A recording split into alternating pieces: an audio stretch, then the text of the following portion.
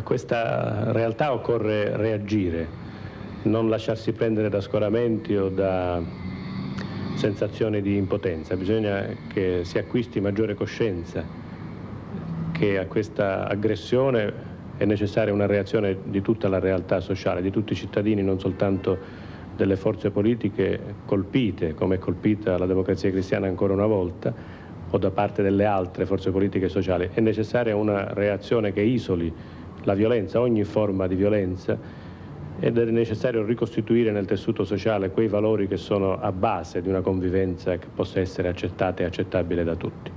Un'intervista rilasciata da Piersanti Mattarella il 10 marzo del 79, il giorno dopo l'omicidio del deputato Michele Reina, e appare evidente la preoccupazione per la drammatica crudeltà della criminalità organizzata, perché proprio nel 1979 è l'anno in cui la mafia lancia la sua campagna contro le istituzioni.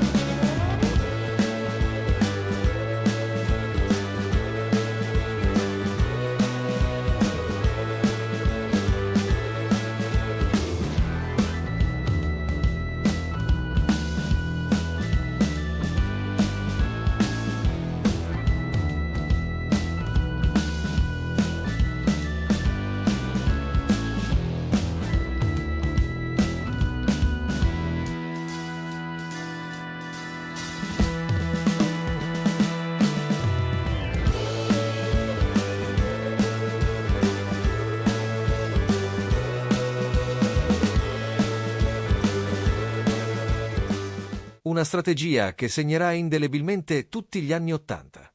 In quell'anno, infatti, vengono assassinati Adelfio Aparo, vice brigadiere della squadra mobile di Palermo, 11 gennaio. Vittima di un orrendo crimine un brigadiere della squadra mobile di Palermo. Si chiamava Filadelfo Aparo, aveva 43 anni, moglie e 3 figli.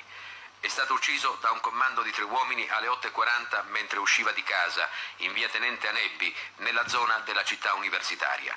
I killers, giunti a bordo di una 128 rossa, lo hanno freddato proprio davanti all'ingresso con colpi di lupara e di calibro 38 alla testa e al torace.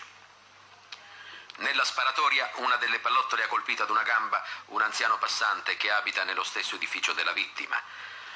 Sulla ipotesi di una matrice mafiosa e comunque di un delitto maturato nell'ambiente del crimine vi sono, a testimoniarlo, le modalità dell'esecuzione, l'impiego della lupara e l'attività della vittima. Filadelfo Aparo era uno degli uomini migliori della squadra mobile di Palermo, questo il giudizio unanime dei colleghi e dei dirigenti. Dopo Natale aveva ricevuto i galloni di brigadiere. Metà della sua vita l'aveva passata nella polizia e sempre a Palermo. Aveva una memoria fotografica, ricordava fisonomie e fatti anche a distanza di tempo. È probabile che stava scoprendo qualcosa di scottante e l'abbiano fatto tacere per sempre. Comunque, tutte le piste vengono seguite dagli investigatori.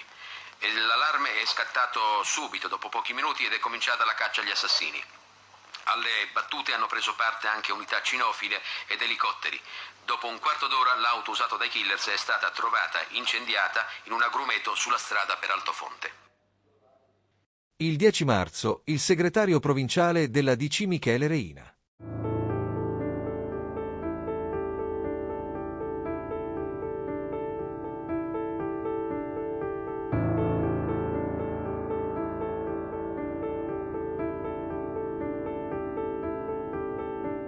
Il 21 luglio, il capo della squadra mobile di Palermo, Boris Giuliano. Ai funerali del vicequestore Boris Giuliano, il capo della squadra mobile, assassinato sabato mattina. Era presente il ministro dell'Interno Rognoni, che vedete mentre porge le condoglianze ai familiari della vittima. C'erano anche il capo della polizia, le più alte autorità militari e civili dell'isola, i sottosegretari Russo e Vizzini. Il rito è stato celebrato dall'arcivescovo Cardinal Pappalardo. Conclusa la cerimonia funebre, la salma è stata portata a spalla dai colleghi di Giuliano fino in questura, da dove è proseguita per piazza Armerina per essere inumata nella tomba di famiglia. Il 28 agosto il maresciallo del carcere del Lucciardone di Palermo Calogero di Bona. Il 25 settembre il giudice Terranova e il maresciallo Lienin Mancuso. Terranova era nella lista nera della mafia. Era stato avvertito dai carabinieri e il sottufficiale, il maresciallo Mancuso, ucciso con lui stamattina, lo seguiva ovunque. Ma vennero assassinati anche il giornalista Mario Francese. Un altro giornalista, Carmine Pecorelli. Di polizia e carabinieri per cercare di identificare i responsabili del mortale attentato compiuto ieri sera contro Mino Pecorelli, 51 anni, direttore del settimanale OP. E anche Giorgio Ambrosoli, liquidatore della banca di Sindona Michele. Uno spietato delitto questa notte a Milano. A colpi di pistola è stato ucciso l'avvocato Giorgio Ambrosoli, di 46 anni, liquidatore della banca privata italiana, l'istituto di credito del finanziere Michele Sindona. Tutti personaggi scomodi che erano d'intralcio alla cupola mafiosa. Ma anche il 1980 sarà un anno terribile per la Sicilia e l'Italia intera, a partire proprio da Piersanti Mattarella. La mafia detta legge in Sicilia, mentre il terrorismo segna lacrime e lutto nel resto dell'Italia. Mafia e terrorismo, un'alleanza impossibile in quegli anni, eppure una rivendicazione fatta 2 ore dopo il delitto Mattarella dai nuclei fascisti rivoluzionari, ma fu lasciata cadere come ipotesi. Nessuno si sarebbe aspettato che dopo 10 anni dal delitto avrebbero trovato nei terroristi neri 2 assassini del presidente della regione, Giusva Fioravanti e Gilberto Cavallini. Ma chi era Piersanti Mattarella? Quali pericoli rappresentava per la mafia o per gli eversivi di destra? Quali ostacoli portava la sua politica e amministrazione per determinarne la morte? Mattarella era nato il 24 maggio del 1935 a Castellammare del Golfo, un grosso centro della provincia del Trapanese dove la presenza mafiosa si avvertiva con prepotenza. L'unico allora dei figli del potente ministro democristiano Bernardo, che scelse di seguire come il padre la carriera politica. Da giovanissimo ricopre già importanti incarichi nell'Azione Cattolica, della cui presidenza ne farà parte per 5 anni. All'età di 29 anni entra a Palazzo come consigliere comunale di Palermo. A 32 è eletto deputato regionale. Cattolico democratico e moroteo convinto, negli anni 70 è tra i più giovani della direzione nazionale della DC, il tutto sorretto da una profonda fede cattolica. Piersanti, con la sua azione si era spinto troppo in là, aveva rimosso incrostazioni, clientele e favoritismi, aveva coinvolto il Partito Comunista nella maggioranza di governo, probabilmente una sfida intollerabile per mafia, poteri occulti, centri di affari, ed entrambi Mattarella e Moro verranno eliminati, tanto da non poter escludere le analogie tra i 2 delitti. La famiglia Mattarella, dopo essersi trasferiti a Roma per l'attività di governo di papà Bernardo, Piersanti farà ritorno a Palermo quando si fidanza con Irma Chiazzese, che sposerà 2 mesi dopo nel 58, e nel 59 avranno il loro primo figlio e nel 60 la figlia. La sua attività politica inizia nel 64 come consigliere comunale di Palermo, 3 anni dopo le elezioni all'Assemblea regionale siciliana, dove si occupa immediatamente della burocrazia e disegna un'amministrazione moderna, battendosi sul mantenimento dell'alleanza strategica in Sicilia con i socialisti. Anche quando il centro-sinistra entra in crisi a livello nazionale, ma la politica siciliana è un mondo difficile, dove la DC locale è divisa in potentati, con esponenti come Vito Ciancimino in forte odore di mafia. Piersanti si tiene fuori da quei giochi di potere, preferisce riunire giovani, intellettuali, economisti, sociologi. I suoi punti di riferimento sono Sturzo, Dossetti, La Pira, ma all'interno della DC regionale, la sua corrente morotea, di cui Mattarella è il leader, non raggiunge il 10%. Nel 71 gli viene affidato l'assessorato al bilancio, dove lui all'interno di questo ne fa un vero laboratorio politico per il rinnovamento. Ha un'idea forte per lo sviluppo del Mezzogiorno e della Sicilia, elabora riforme e innovazioni, richiede investimenti produttivi e non assistenziali. Una vera rivoluzione rispetto alla tradizionale politica siciliana. Il sindaco di Palermo Orlando comincia la sua attività politica giovanissimo quando Mattarella lo chiama nel suo staff alla Regione Sicilia, con l'incarico di consigliere giuridico. Una crisi politica siciliana convince la maggioranza della DC a tentare un'apertura al PC, e c'è solo una persona in grado di raccogliere il consenso unanime dei partiti, Piersanti Mattarella. Riesce così a creare una giunta composta da democristiani, socialisti, repubblicani e socialdemocratici, con l'appoggio esterno del Partito Comunista. Siamo nel 1978 e la regione Sicilia vive una svolta storica. Già dalle prime mosse si capisce che Mattarella ha intenzione di fare sul serio, non ama fare troppi giri di parole e non ha nemmeno paura di chiamare le cose con il proprio nome. Per lui i problemi della Sicilia sono due: il sottosviluppo e la presenza mafiosa. Si reca per questo spesso a Roma, a sollecitare l'attenzione e l'intervento del governo e del Parlamento. Nonostante le resistenze, sono innumerevoli i provvedimenti che riesce a far approvare e sono molto significativi. Primo, il rafforzamento dei poteri del Presidente della Regione a discapito degli assessori. Secondo, la legge sulla programmazione economica, che rende la spesa pubblica ordinata e trasparente. Terzo, la legge urbanistica, che abbassa notevolmente gli indici di edificabilità dei terreni, cosa che costituisce un vero colpo agli interessi mafiosi. Infine, le ispezioni e i controlli disposti ai collaudatori delle opere pubbliche e sugli appalti. Famose sono le ispezioni alla costruzione di 6 scuole nel comune di Palermo. Si erano presentate 6 ditte che avevano ricevuto il consenso dei boss, ed erano una soltanto per ciascuna scuola. Dato da Piersanti un ispettore molto bravo e serio, Mignosi, incaricato di un'ispezione sull'appalto di alcune scuole di Palermo, per dirgli: Presidente, se le vuole io continuo, c'è odore di mafia, rischio di finire nel cemento. Piersanti gli rispose: andiamo avanti, nel cemento eventualmente ci finiamo entrambi. L'appalto alla fine fu bloccato, ma venne immediatamente sbloccato subito dopo la sua morte. Nel frattempo, però, il suo impegno aveva fatto crescere il suo prestigio anche fuori dalla Sicilia. Si comincia a parlare di lui come successore di Aldo Moro alla guida della sinistra democristiana e si affaccia una candidatura alla segreteria della DC. Zaccagnini gli chiede di candidarsi alla Camera dei Deputati, ma Piersanti preferisce rimanere in Sicilia per portare avanti le sue idee di rinnovamento della regione, nonostante le minacce. Ma il tragico sbocco della vicenda Moro, Piersanti confessa a Orlando che era finita anche per lui, anche per loro. Il 9 maggio del 78, il ritrovamento del cadavere di Moro in via Caetani a Roma. Riceviamo in questo momento una notizia di fonte ANSA. Un cadavere in una macchina è stato trovato in via Caetani, una traversa di via delle Botteghe Oscure. Sul posto si sono recati il questore di Roma e il capo della Digos Spinella. Il cadavere è stato notato da alcuni passanti a bordo di un'auto parcheggiata in via Michelangelo Caetani.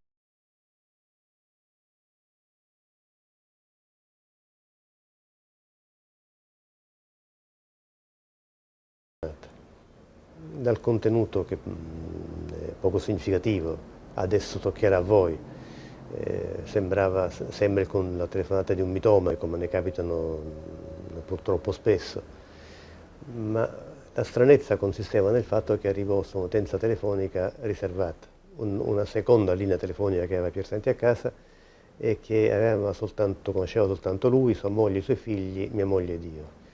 Il fatto che su questa linea, che nessun altro conosceva, arrivasse questa telefonata quella mattina ci ha colpito. Piersanti Mattarella perde l'amico e il maestro, ma soprattutto il suo più autorevole sostenitore. Le conseguenze politiche sono immediate, a Roma come a Palermo. Nella DC cominciano le manovre per sostituire Zaccagnini alla segreteria nazionale, con una linea politica di netta chiusura alla sinistra, dove anche Berlinguer decide la fine della collaborazione tra DC e PC.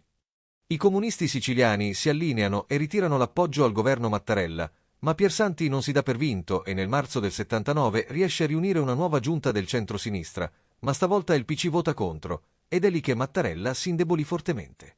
La mafia nel frattempo non rimane a guardare e alza il tiro. Il 9 marzo del 79 uccide a colpi di pistola Michele Reina, segretario provinciale della DC, Andreottiano, un avvertimento chiaro: Cosa Nostra non si tocca. Mattarella scende in piazza e chiede di rimanere uniti e di non abbassare la testa contro la minaccia del terrorismo e della mafia. Incutere paura. Ma questo non ci ha impedito in questo anno di essere insieme a tutti gli italiani democratici, partecipi, consapevoli, responsabili di una lotta che riguarda tutti, che riguarda tutti gli italiani, che riguarda tutti coloro che crediamo nella libertà e nella democrazia. Ma la piovra non si ferma. A luglio dello stesso anno tocca a Boris Giuliano, capo della squadra mobile di Palermo.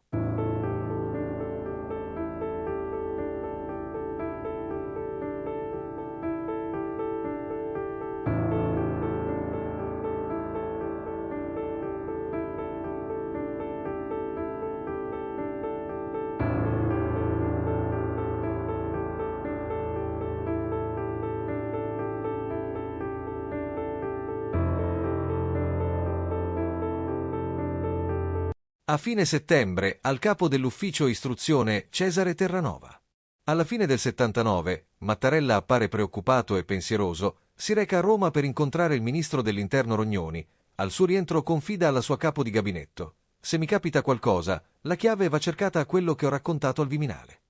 Ma al rientro dalla visita fatta al giudice Terranova sul luogo del delitto, lui chiamò il responsabile del settore perché venissero sistemate delle porte antiproiettile nel vano precedente l'ascensore suo privato, e fece collocare dispose perché venisse collocata una sbarra automatica all'ingresso del palazzo e dispose che si chiudessero gli accessi al corridoio antistante il suo studio con delle porte di sicurezza.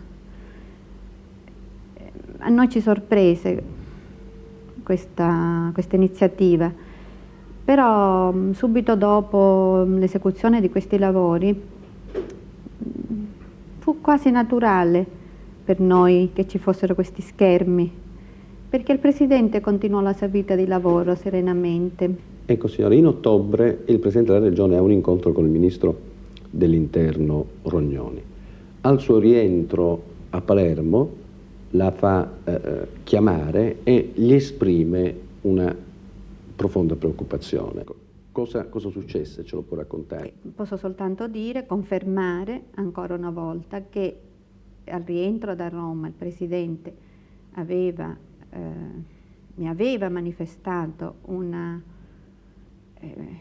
profonda preoccupazione per la sua incolumità e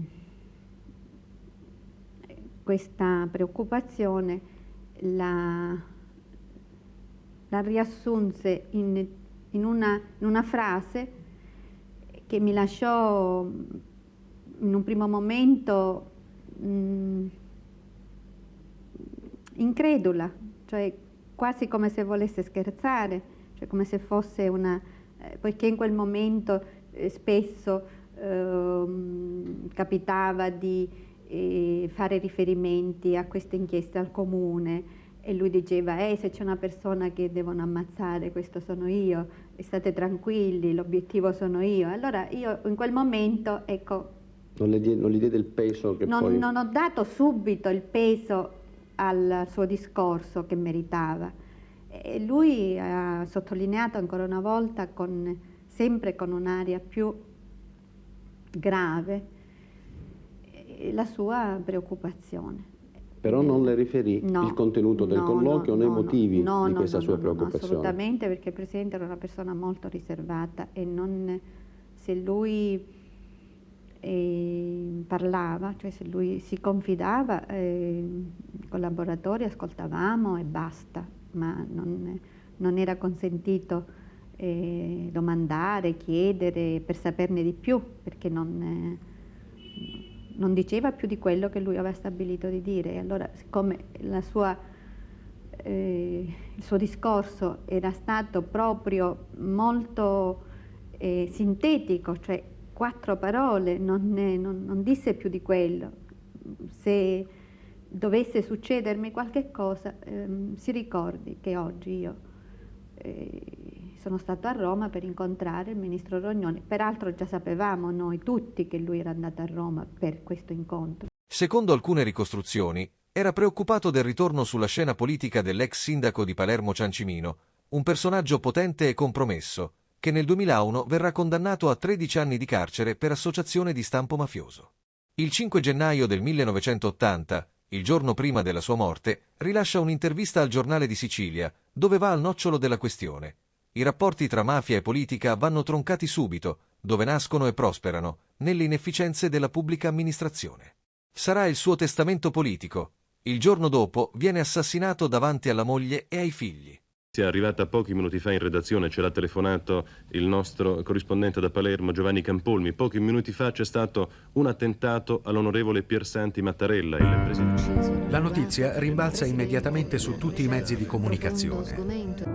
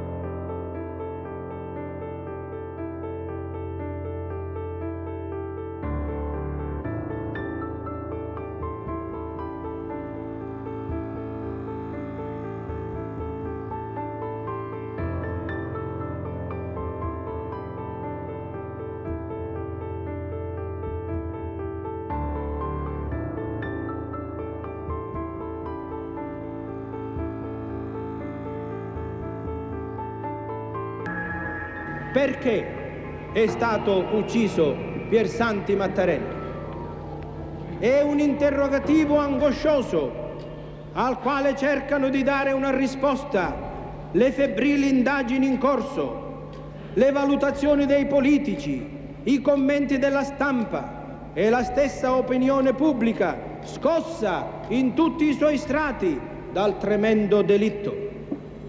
Una cosa sembra emergere sicura, ed è l'impossibilità che il delitto sia attribuibile a sola matrice mafiosa. Ci devono essere anche altre forze occulte, esterne agli ambienti, pur tanto agitati della nostra isola. Le indagini su uno dei più gravi delitti politici sono lunghe e difficili e si incrocia con quella che verrà definita la mattanza di Palermo, la seconda guerra di mafia, a cavallo degli anni 70 e 80, con un elenco interminabile di poliziotti, magistrati, giudici, politici, carabinieri, giornalisti. Solo dopo molti anni, il mistero intorno al delitto Mattarella comincia ad evidenziare qualche crepa, come quando il giudice Falcone incrimina il terrorista neofascista Giusva Fioravanti come killer materiale del presidente della regione Sicilia, insieme a Gilberto Cavallini come suo complice. Gli indizi sono diversi. È appurato che il giorno del delitto Fioravanti si trovasse a Palermo, alloggiato a poche centinaia di metri dalla casa di Mattarella. A testimonianza del fatto ci sono deposizioni anche del fratello di Fioravanti, Cristiano, successivamente ritrattate. Ma soprattutto c'è il fatto del riconoscimento di Fioravanti, prima in foto poi in un confronto all'americana, della moglie del presidente, testimone oculare del delitto. Ho presente molto spesso il volto dell'uomo che sparò a mio marito la mattina del 6 gennaio. Ho presente gli elementi che caratterizzavano quel volto. La carnagione chiara, i capelli castani e soprattutto gli occhi, quegli occhi che mi hanno subito colpita e che ricordo ancora. Posso dire con quasi certezza che il killer di Piersanti Mattarella è Giusva Fioravanti. La pista neofascista però viene lasciata cadere nel corso del processo. Decisivi sono gli interventi di alcuni pentiti di mafia, in particolare quello di Francesco Marino Mannoia e Tommaso Buscetta, che escludono la partecipazione di killer esterni alla mafia all'omicidio Mattarella, scagionando Fioravanti e Cavallini. I collaboratori dichiararono che l'eliminazione del presidente fu pianificato e gestito da Cosa Nostra ai massimi livelli, ma non furono in grado di indicare il nome del killer che sparò quel 6 gennaio. Mattarella è un delitto politico. È un delitto politico non nel senso che la vittima di questo omicidio è un esponente politico, ma è un delitto politico nel senso che Mattarella muore vittima di un progetto politico alternativo al progetto politico di rinnovamento che Mattarella portava avanti. La mafia da sola non avrebbe mai ucciso, senza coperture politiche, un presidente della regione e un presidente della regione della statura e della credibilità di Mattarella. Mattarella non andava alla ricerca dei trafficanti di droghe. Mattarella non intercettava i boss di Borgata. Nessun boss di Borgata avrebbe avuto da solo l'ardire di uccidere un presidente della regione come Mattarella. Mattarella muore ucciso certamente dalla mafia, ma muore ucciso non soltanto dalla mafia. Mattarella muore ucciso dalla politica palermitana. Mattarella ucciso da quell'intreccio perverso di rapporti tra mafia, affari e politica che ha dominato Palermo per tanti anni, quello che si esprime in un'espressione sintetica, un comitato di affari, con nomi e con cognomi, i nomi e cognomi che sono più volte ritornati negli atti delle commissioni parlamentari, che sono negli atti processuali e che un giorno dovrebbero pure diventare oggetto di dibattimento e di incriminazione per quanti in quei comitati di affari erano presenti. La prima sentenza arriva nel 95. 15 anni dopo l'omicidio, i vertici della cupola mafiosa vengono indicati come i mandanti dell'omicidio: Michele Greco, Totò Riina, Bernardo Provenzano, Bernardo Brusca, Pippo Calò, Nino Geraci e Francesco Madonia vengono condannati all'ergastolo, Fioravanti e Cavallini vengono assolti. Confermato tutto in appello nel 98 e in via definitiva dalla Cassazione nel maggio del 99. Nel processo si parla anche di concorso esterno in associazione mafiosa a carico di Giulio Andreotti, che secondo dei collaboratori di giustizia, Andreotti avrebbe partecipato ad un vertice di Cosa Nostra nei pressi di Catania e che in quell'evento il boss di Villagrazia, Stefano Bontade, avrebbe avvertito Andreotti dei pericoli che correva il presidente della regione a causa della sua azione di rinnovamento, ma Andreotti ha sempre negato qualsiasi coinvolgimento nei fatti riguardo. La sua vicenda processuale si conclude nel 2004 in Cassazione, con la conferma dei fatti prescritti anteriori a prima dell'80 e l'assoluzione per quelli successivi. Nei mesi precedenti alla morte di Mattarella fu anche segnalata in Sicilia la presenza di Michele Sindona, finanziere italo-americano coinvolto in una delle stagioni più oscure della storia italiana, fatta di storie, complicità e silenzi. Ai giudici americani che lo interrogarono, disse che si trovava in Sicilia per fare in modo che il Partito Comunista non arrivasse al governo della regione. Nonostante l'esemplare condanna alla cupola mafiosa, sul delitto Mattarella rimangono inquietanti interrogativi. Nonostante la riapertura delle indagini e altri collaboratori di giustizia che fecero altri nomi, mai nessuno venne condannato come esecutore materiale del delitto. E allora chi sparò al presidente? È da escludere il coinvolgimento di altri poteri oltre la mafia?